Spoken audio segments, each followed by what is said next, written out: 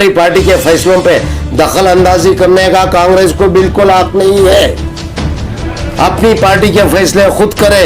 हमारी पार्टी के फैसलों पे उंगली उठाने का हक किसी को भी नहीं है। बताओ कांग्रेस को फलाना है, बीजेपी आ जाएगी तो ये हो जाएगा, वो हो जाएगा, आरएसएस हो जाएगा, मुसलमानों को डाला के कांग्रेस ने इस्तेमाल किया।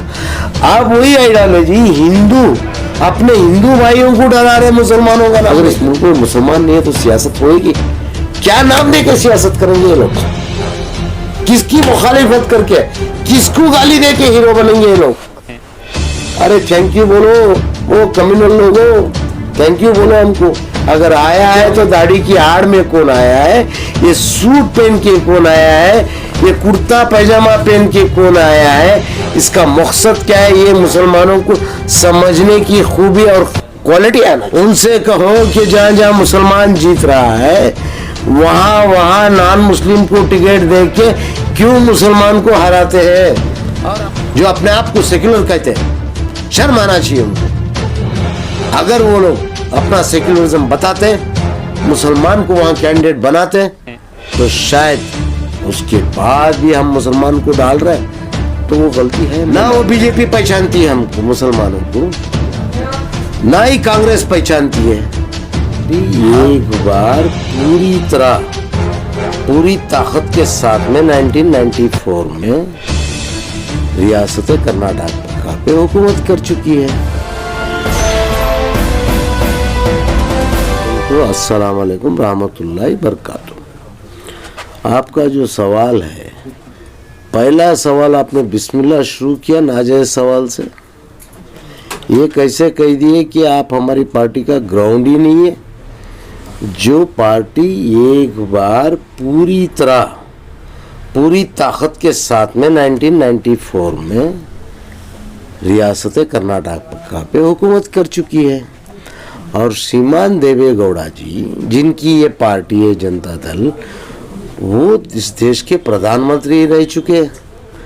और कुमार स्वामी, यही जो वो लोग कहते हैं जब तो बीजेपी थी ही नहीं, कांग्रेस का दो टाइम हमने सपोर्ट किया है, तो आप ये कैसे कह दिए कि बोले हमारा ग्राउंड ही नहीं है? नहीं, अगर ग्राउंड नहीं है तो हम कौन से ग्राउंड में? इराक के ग्राउंड में है जनता दल, कौन से सीरिया में है फिर हमारा ग्राउंड? हमारा ग्राउंड कर्नाटका है। हम बिहार में जाके कैंडिडेट नहीं डाल रहे हैं, हम उत्तर प्रदेश में नहीं डाल रहे हैं। कर्नाटका में अगर Janata Dal secular party candidate नहीं डालेगी तो का बिहार में डाले हम? ग्राउंड है जब ही तो डाल रहे हैं। पहले सवाल का जवाब। अब रहा दूसरे सवाल का जवाब।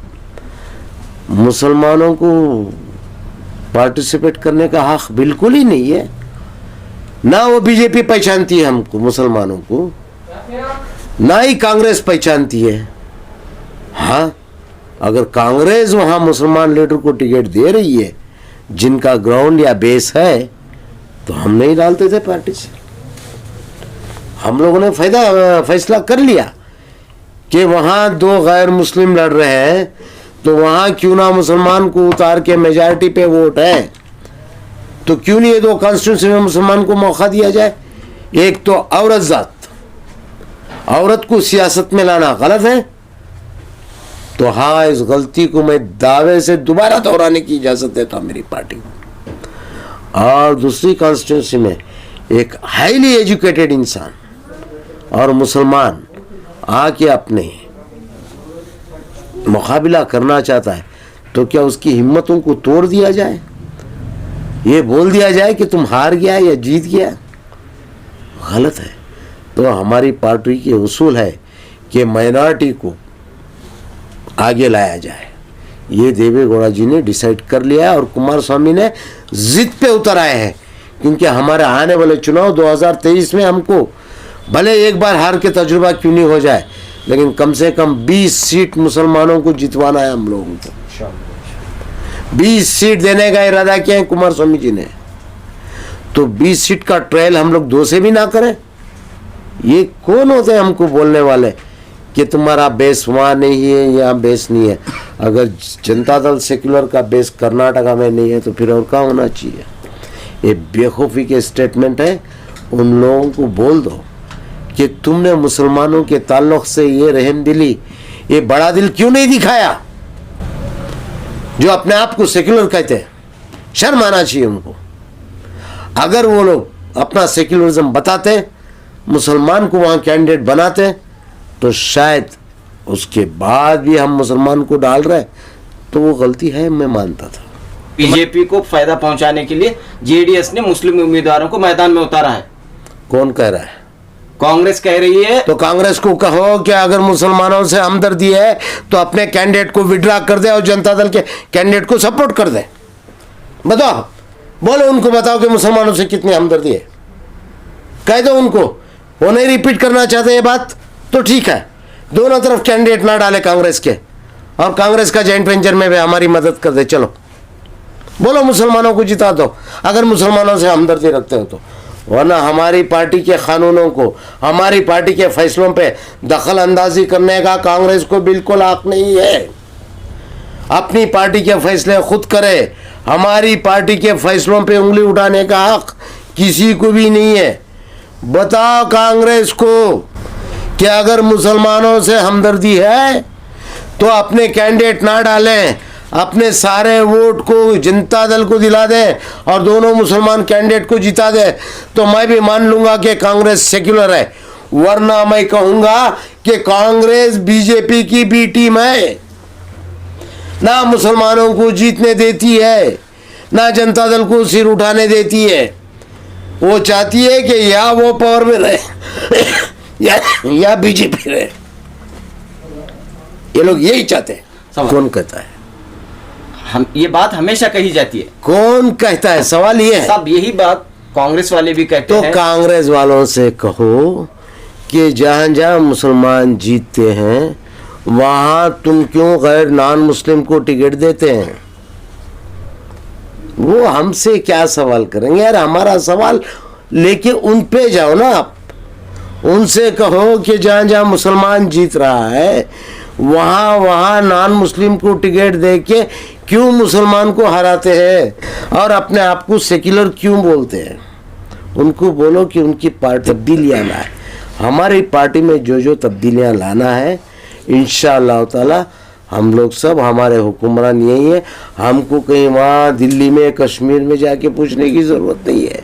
हमको यहीं पे देवेगौड़ा जी भी यही है, कुमार स्वामी जी भी यही है, एसके कुमार स्वामी भी यही है, सब यही है। हमारे फैसले यहाँ कर्नाटका में ही होते हैं।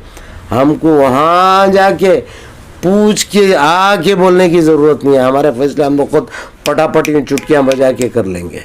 उनसे कह दो जो किसी और को पूछ के कुछ हुक्म चलाते। अब वो भी यार ये सच ए बिग गैप। ये हमारे लीडर कन्नड़ा बोलते हैं, वो लोग वहाँ से हिंदी बोलते हैं। वो हिंदी में कितना समझा पाते हैं, ये कन्नड़ा में कितना समझ पाते हैं, फिर वहाँ से आके ये लोग कितना समझाते हैं, वो अल्लाह बेहतर जाने। उनकी सियासत मैं नहीं बोलना चाहता, लेकिन यहाँ तो बात ऐसी नहीं है। कन्नड़ा तो हम भी जानते हैं, कन्नड़ा तो वो भी जानते हैं, और हिंदी तो ये भी समझते हैं, हम भी समझते हैं। हम लोग हम भाषा है, हम ज़बान है, हम बेंगलुरु में ही रहते हैं, तो हमारे फैसले इमीडिएट होते हैं। देखिए एक गहरी साजिश चल रही है हमारी कौम के ताल्लुक़ से। डिवाइड एंड रूल्स की जो पॉलिसी थी, इस पॉलिसी के बारे में क्या कहते हैं? अब डिवाइड एंड रूल्स को क्या बोलते हैं? किसकी पॉलिसी है बोलते हैं? अंग्रेज़? नहीं मेरे भाई, गलत फहमी का शिकार मत हो। ये डिवाइड एंड रूल की पॉलिसी जो है ये ब्राह्मण पॉलिसी है। अंग्रेज़ों ने हमसे सीख के गया है, हमने अंग्रेज़ों से कुछ नहीं सीखा है। ये वर्ण व्यवस्था जो है, जाति व्यवस्था जो की है, डिवाइड करना तो वहाँ से शुरू हुआ। अब वही पॉलिसी मुसलमानों में इम्प्लीमेंट की जा रही है। डिवाइड एंड रूल, मुसलमान अगर एक तरफा हो गया तो वो सल्तनतें बदल देगा, हुकूमतें बदल देगा, कानूनें बदल देगा। ये खौफ नान उस फिरका परस्त ताकतों को जगा दिया है। वो फिरका परस्त कौम जाग गई है, लेकिन मेरी कौम सो गई है। वो कौम जाग के हम कौम में, मुसलमानों में तफरके डालने का नतीजा यही है कि सामने मुस्लिम चेहरे रखे जाते हैं, पीछे से उनको ऑर्गेनाइज कोई और किया जाता है ताकि मुसलमान के वोट लेके उसको डस्टबिन कर दिया जाए। यानी कि 2 दर्जे का मुसलमान को दूसरे दर्जे का सिटीजन बनाने की ज़रूरत नहीं है, उनके वोट का हक छीनने की ज़रूरत नहीं है। बस चंद मुसलमानों की ऐसे पार्टियां पैदा कर दो कि उनका वोट ले और डस्टबिन में कचरे में डाल दे। तो ये साजिश तो ऊपर से चल रही है। ये सब तो पहले से ये आरएसएस की आइडियोलॉजी जो है, ये लोग ब्राह्मण लोग बुद्धिमान लोग हैं, सफ़ेद कद्दू खाने वाले लोग हैं, तो वो लोग बराबर दिमाग चला रहे। हम लोग तो गोश्त खा के मस्त होके सुंद होके सो जा रहे हैं। बस फर्क तो यही आया है। अब मुसलमान को जागने की ज़रूरत है और सोचने की ज़रूरत है और समझने की ज़रूरत है और पहचानने की ज़रूरत है कि किस जोड़े पे कौन आया है। अगर आया है तो दाढ़ी की आड़ में कौन आया है, ये सूट पहन के कौन आया है, ये कुर्ता पैजामा पहन के कौन आया है, इसका मकसद क्या है, ये मुसलमानों को समझने की खूबी और क्वालिटी आना चाहिए। सच है, मैन्युफैक्चरिंग फैक्ट्री तो है। मुझे एक बात बताओ, चाहे परिंदे का बच्चा हो, चाहे कोई भी एक जानवर का बच्चा हो, बड़ा होता तो क्या वो अपने माँ बाप के साथ घूमते हुए देखे कभी आपने? परिंदों के जोड़ों को देखा होगा, जानवरों के जोड़ों को देखा होगा। बच्चे रहने तक तीसरा रहता है, जब बड़ा हो जाता तो उठ जाता है। अरे भाई, अपनी खुद की औलाद नहीं रहती तो पार्टी में आने के बाद में काबिल हो जाते हैं, पावरफुल हो जाते हैं, मिनिस्ट्री कहलाते, पॉपुलरिटी आ जाती है, दौलत आ जाती है, तो फिर देवेगौड़ा कुमार स्वामी की ज़रूरत इनको महसूस नहीं होती है। वो उसकी ज़्यादा की लालच में जाके औंधे मुँह गिर जाते हैं। उसका इलाज तो हमारे पास नहीं है। हमारी फैक्ट्री थी, फैक्ट्री है, जब तक देवेगौड़ा जी जिंदा है ये फैक्ट्री रहेगी। उसमें कई तरबियत पाए, कई आगे बढ़ गए, कई और आने वाले हैं, तरबियत पाने वाले हैं, और उसमें कितने आगे बढ़ेंगे वो उनकी क्वालिटी होएगी या उनका मुकद्दर होएगा। मैं उनकी बात से इत्तेफाक रखता हूँ। मैं कुरैशी साहब की बात से इत्तेफाक, वो किताब हालांकि मैं पढ़ा नहीं हूँ, मुझे झूठ बोलने की आदत नहीं है, लेकिन आपके कहने के मुताबिक मैं उस बात से मैं इत्तेफाक रखता हूँ। ये कभी नहीं हो सकता कि मुस्लिम पॉपुलेशन हिंदू पॉपुलेशन को ओवर क्रॉस करे। This is next to impossible for another 200 years. आने वाले 200 साल तक भी मुसलमान आबादी कभी हिंदू पॉपुलेशन के बराबर आ ही नहीं सकती। अगर 25-25 बच्चे भी पैदा कर ले तो भाई 80% में हमारे हिंदू भाई रहते हैं यार। ये क्या है, हिंदुओं के दिलों में खौफ पैदा करने के लिए, हिंदुओं के दिमाग में एक आतंक पैदा करने के लिए, मुसलमानों के खिलाफ एक एजेंडे को चलाने के लिए ये एक मिशनरी काम कर रही है। इसके पीछे एक आइडियोलॉजी काम कर रही है जो कल तक बोले ये ऐसा है, फलाना है, बीजेपी आ जाएगी तो ये हो जाएगा, वो हो जाएगा, आरएसएस हो जाएगा, मुसलमानों को डाला के कांग्रेस ने इस्तेमाल किया। अब वही आइडियोलॉजी हिंदू अपने हिंदू भाइयों को डरा रहे मुसलमानों का नाम लेके कि मुसलमानों की आबादी बढ़ जाएगी, तुम्हारे हक छीन लेंगे, तुम्हारी रोटी छीन लेंगे, तुम्हारी नौकरी छीन लेंगे। अब बीजेपी और आरएसएस ये लोग की आइडियोलॉजी है कि वो हिंदू भाइयों को डरा रहे कि मुसलमान आगे बढ़ जाएगा तो ये हो जाएगा। अरे भाई, ऐसा कुछ भी नहीं है। देखिए, इस देश को मुसलमान की भी ज़रूरत है। मुसलमान अगर पंचरची है तो मिसाइल मैन भी मुसलमान ही है। समझे नहीं समझे? सबसे बड़ा अगर कोई हुक्मरान है मुसलमान था तो आज ये कलाकार भी मुसलमान ही है यार। मुसलमान के बगैर इस देश में हिंदू अधूरा है, हिंदू के बगैर मुसलमान अधूरा है। ये हम दोनों का एक ऐसा कॉम्बिनेशन है, उसके बगैर हम नहीं, हमारे बगैर वो नहीं है। बताओ, अगर हम मुसलमान नहीं रहेंगे इस देश में तो ये हिंदू भाई लोग लड़ेंगे किससे? चलो यही मुद्दे पे आ जाते हैं। अरे हम हैं जब भी तो हिंदू सब साथ में है। जिस दिन मुसलमान नहीं रहेगा, हिंदू आपस में लड़ पड़ेगा तो वो लड़ाई कौन चुकाएगा, कौन खत्म करेगा इस मुद्दे को? आपस की फूट को कौन संभालेगा? This is next to impossible. Thank you बोले हिंदू भाई, क्या हम मुसलमान तो हैं? जब भी तुमको लड़ने का शौक आ जाओ सर। अभी जो हम मुसलमान थैंक यू बोलते हैं उन हिंदू भाइयों को। इसीलिए तो हमारे में इत्तेफाक है, हम मुसलमान सब एक हैं, क्योंकि हमारे आगे हिंदू भाई है। नहीं है तो पाकिस्तान में कौन हिंदू मुसलमान लड़ रहा है? मुसलमान मुसलमान लड़ रहा है। सीरिया में कौन लड़ रहा है? हिंदू मुसलमान लड़ रहा है, मुसलमान मुसलमान लड़ रहा है। अफगानिस्तान में कौन मार रहा है? मुसलमान को मुसलमान मार रहा है। अगर इस देश में मुसलमान नहीं रहेगा ना, हिंदू हिंदू आपस में लड़ पड़ेगा। एक घर में 4 भगवान है, सोच लो। ये आग लग गई तो कोई नहीं बुझा सकेगा। तो मैं हिंदू भाइयों से रिक्वेस्ट दे रहा हूँ कि भाई हम लोग इसी में खुश है, एक पल में लड़ेंगे, एक पल में मिलेंगे, अमन और सुकून से जिंदगी गुजारेंगे। ये देश हमारा भी है, ये देश तुम्हारा भी है। आप भी भारतीय हो, हम भी भारतीय हो। गर्व करेंगे हम लोग भारत पे, गर्व करेंगे हम लोग इंडिया पे। इसमें तुम भी सुखी रहो, तुम्हारे बच्चे भी सुखी रहेंगे, हमारे बच्चे भी सुखी रहेंगे।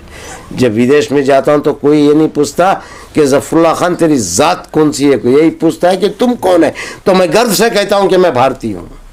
तो पहले मैं भारतीय हूँ, बाद में अगर कोई मेरा मजहब पूछता है तो पहले कहना पड़ता है कि मैं मुसलमान हूँ। पहले ये नहीं कहना पड़ता कि मैं मुसलमान हूँ या हिंदू हूँ। क्यों? विदेश में है हिंदू भाई लोगों को कभी किसी को तकलीफ हुई है? नहीं। यहाँ के चंद लोगों की वजह से वहाँ के हिंदू भाइयों को तकलीफ होने के अंदेशा है, जैसे कि अभी कुवैत में हो रहा है, जो नहीं होना चाहिए था। अफसोसनाक है। मैं दर्द रखता हूँ इस बात का। वो भी भाई है, मेरे ही देश को पैसा भेजने वाला है, चाहे वो हिंदू के साथ गलत हो या मुसलमान के। खून हिंदू यार, खून मुस्लिम, एक जैसा खून, एक जैसी हवा। वो भी वही हवा ले रहा है, मैं भी वही उसी में सांस ले रहा हूँ। किसको कह रहे हो हिंदू, किसको कह रहे हो मुसलमान? अपनी इबादत वो अपने तरीके से कर रहा है, अपनी इबादत अपने तरीके से कर रहा है। एक ही मंडी से अनाज खरीद रहा है, एक ही नदी का पानी पी रहा है, एक ही आबो हवा में है। अरे कितना जहर घोलोगे इस हिंदू मुसलमान में, कितनी लाशें उठाओगे तुम लोग, और कितने मकान फूकोगे तुम लोग, कितनी माओं को अपने बच्चों से जुदा करोगे, और कितने बच्चों को यतीम करोगे। ख़त्म करो, तुमको तुम्हारे भगवान का वास्ता, तुमको तुम्हारे अल्लाह का वास्ता, गंदी राजनीति बंद करो, बंद करो। देश के बारे में सोचो, देश को बनाओ। देश बनेगा तो मुसलमान भी बनेगा, देश बनेगा तो हिंदू भी बनेगा, देश बनेगा तो क्रिश्चियन भी बनेगा, देश बनेगा तो सिख भी बनेगा, बुद्ध भी बनेगा, जैन भी बनेगा। देश टूट जाएगा, ना हिंदू रहेगा, ना मुसलमान रहेगा, ना सिख रहेगा, ना बुद्ध और जैन रहेंगे। देश को बनाओ, यही मेरा संदेश है देश के वासियों के लिए। पर्सनल एज ए इंडियन ये मेरा हक बनता है कि भारत के किसी अंग में कहीं भी तकलीफ होती है तो चोट और दर्द पूरे शरीर को पहुंचता है। उसी तरीके से चाहे वो आसाम में हो, चाहे वो गुजरात में हो, चाहे वो यूपी में हो, चाहे वो कश्मीर में हो, चाहे वो महाराष्ट्र में हो, मद्रास में हो, या केरला में हो, या मालदीव में हो, जहां कहीं भी इंसानियत को नुकसान पहुंचता है, कोई भी इंसान, चाहे वो हिंदू हो, चाहे वो मुसलमान हो, चाहे वो क्रिश्चियन हो, चाहे बुद्ध हो या जैन हो, इंसानियत को तकलीफ होती है, तो मैं इंसान होने के नाते वो तकलीफ तो मुझे भी होती है। उन शर पसंदों को शर्म आना चाहिए जिस तरीके की वो हरकत करते हैं। वो लोग शायद ये भूल गए कि मौत उनके सर पे भी मंडला रही है, मौत उनको भी आनी है, और उनको खुद को पता नहीं कि उनकी मौत किस तरीके की आएगी। इंसानियत को कायम रख के सियासतें करें। इंसानियतों को ख़त्म करके अगर सियासत कर रहे हैं तो समझ ले ना उनकी सियासत कायम रहेगी, ना ही उनकी हुकूमतें कायम रहेंगी, ना ही उनकी शख्सियतें बाकी रहेंगी। ये मैं प्यार से समझाने की कोशिश कर रहा हूँ। यानी कि पुलिस ह्यूमन राइट्स के काणा है। ह्यूमन राइट जो सिस्टम है ना, वो काणा है, वरना फांक है उसको। जहाँ कहीं मुसलमानों पे जुल्म होता है उनको नज़र नहीं आता है, एक ही आंख खुली रहती है उनकी। जहाँ कहीं नॉन मुस्लिम का इशू रहता है तो उनको बराबर नजर आता है, 1.5 आंख से देख लेते वो लोग। और रही बात आसाम की, मैं देख रहा हूँ वो 800 मकान को तबाह किया गया, वो 150 मकान को तबाह किया गया, वो 250 मकान को तबाह किया गया, वो लाश के ऊपर जो फोटोग्राफर छलांग उड़ा रहा था, जो अपने आप को क्या पता नहीं क्या कहते हैं, वो सुपरमैन, टार्जन मैन और टोमन मैन, पता नहीं कौन सा मैन बना है वो is not a man, he is a जंगली। वो इंसान हो ही नहीं सकता। शर्म करते होंगे उसके माँ बाप जिसने उसको जन्म दिया होगा, अफसोस करते होंगे कि भले ऐसे एक नाकारा इंसान को हमने क्यों पैदा किया। अब वो किस प्रोफेशन का है मुझे नहीं मालूम, किस कहाँ की तालीम है मुझे नहीं मालूम, जो लाशों पे तांडव करता है। अब वो किस धर्म का है मुझे नहीं मालूम। अगर वो जिस धर्म का भी है उसको शर्म आना चाहिए उस धर्म के ऊपर, और वो जिस जगह का है उस गांव वालों को शर्म आना चाहिए, जिस माँ बाप का है उस माँ बाप को शर्म आना चाहिए कि ऐसी निकम्मी और नाकारा औलाद को पैदा क्यों किए, उसको मार क्यों नहीं दिए। इसे मुसलमान उम्मीद रखना बेवकूफ़ी का दूसरी बात है। क्यों उम्मीद रखते उससे? वो लोग ने तो सीधा मना कर दिया ना कि हमको मुसलमान की वोट नहीं चाहिए, तो फिर उनसे उम्मीद क्यों रखें हम लोग? और जिनसे उम्मीद रखना चाहिए वो लोग सेक्युलर पार्टियों को ख़त्म करने पे उतरे हुए हैं, क्योंकि कांग्रेस की आइडियोलॉजी ये है कि जब तक ये छोटे मोटे जो जितने भी छोटे छोटे सेक्युलर पार्टियां हैं ये ख़त्म नहीं होंगे, हम हिंदुस्तान की लार्जेस्ट सेक्युलर पार्टी नहीं बन सकते। कांग्रेस अपने आप को लार्जेस्ट सेक्युलर पार्टी डिक्लेयर करने के लिए, जबकि वो सेक्युलर नहीं है, वो सेक्युलर डिक्लेयर करने के लिए छोटे छोटे सेक्युलर पार्टियों को ख़त्म कर रही है, लेकिन इनके फार्मूले फेल होते जा रहे हैं। कहाँ कहाँ कामयाब हो गए लोग बताएं? क्या हुआ गोवा का? कहाँ है वेस्ट बंगाल में ये लोग? क्या रिजल्ट आया वहाँ से? कहाँ कहाँ हुकूमत बना पाए? अगर वाकई में ये पावरफुल होते, इनकी कोई कमजोरियाँ नहीं होते, तो आज एक स्ट्रांग अपोजिशन बन के ये लोग उभरते। जब स्ट्रांग अपोजिशन बनेंगे तो ही ये लोग पावर में आएंगे ना। इनको सामने खड़ा रहने के चैलेंज करने का दम ही नहीं है, तो ये पावर में कहाँ से आने वाले हैं? ना खुद आएंगे ना किसी के सेक्युलर फोर्सेस को आने देंगे। तो राज कौन करेगा? कम्युनल फोर्सेस, जैसे कि बीजेपी कम्युनल एजेंडा लेके चलती है, हिंदू राष्ट्र बनाएंगे बोल के चल रहे हैं, मुसलमानों के खिलाफ है बोल के कर रहे हैं लोग। तो उनसे क्या गिला है हमारा? उनसे गिला नहीं है, हमारा गिला इनसे जो हमदर्दी का जोड़ा पिन किया है। क्या होएगा आप जो कह रहे हैं, आने वाले चुनाव में क्या होएगा? यूपी में क्या होएगा? मुसलमान की कितने परसेंटेज डस्टबिन हो जाएंगे? 100 सीट पे लड़ेंगे, 100 सीट जीतेंगे? नहीं, 100 सीट पे हराने की साजिश है ये। हमारी पार्टी नहीं है उत्तर प्रदेश में, हमारा कुछ जाने वाला नहीं है। तो क्यों नहीं पूछते कांग्रेस वाले कि भाई तुम अगर वाकई में मुसलमानों के हमदर्द हो तो सेक्युलर मुसलमान का पार्टी जो है तुम्हारी, उसको या अखिलेश यादव क्यों नहीं पूछते कि भाई तुम यहाँ क्यों आके हराने की कोशिश कर रहे हो? उन लोग नहीं चाह रहे, बीजेपी को फायदा हो रहा है। क्या है गंदी सियासत यार, मुसलमानों के बगैर सियासत नहीं है, और मुसलमानों से इतनी गंदी सियासत खेली जा रही है। मुझे बताओ तो सही, अगर इस मुल्क में मुसलमान नहीं है तो सियासत होएगी? क्या नाम दे के सियासत करेंगे ये लोग? किसकी मुखालिफत करके, किसको गाली दे के हीरो बनेंगे ये लोग? अरे थैंक यू बोलो ओ कम्युनल लोगो, थैंक यू बोलो हमको कि हम मुसलमान हैं, जब भी तो तुम्हारी दाल गल रही है। अगर हम नहीं होते तो तुम किसको बता बता के वोट लेते? किसको बता के डराते मेरे हिंदू भाइयों को? हमको तो बता रहे हो कि मुसलमानों की तादाद बढ़ जाएगी, मुसलमान ये कर देगा, मुसलमान वो कर देगा। अरे भाई मुसलमान कुछ भी बुरा नहीं करेगा। मुसलमान की पॉलिसी है जियो और जीने दो, लिव एंड लेट लिव। हम लोग इस पॉलिसी पे चल रहे हिंदुस्तान के मुसलमान, उसके बावजूद भी सारे लेवल हमारे ही माथे पे। क्यों? है ना, हमारे बगैर तुम्हारी सियासत नहीं होती है क्या?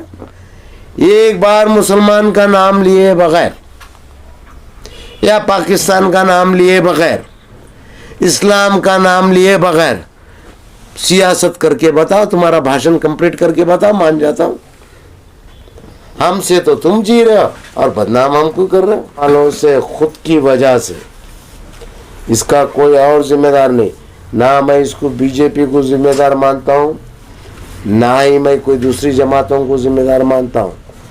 ये छोड़ रहे पढ़ लिख को कोसी नौकरी को जाना था, मेरे अपनों की मगरूरी, पढ़ लिख को कोसा क्लर्क का काम करना था, बानक को जा छोड़ दे, पढ़ाते नहीं, बच्चों को इल्मी याफ्ता बनाते नहीं, खुददारी से जितना नहीं सिखाते, समझौते की जिंदगी करने की आदत डाल लेते, पहले से खौफ के जद में लेके आते, तो कहाँ तरक्की करेगा हमारी।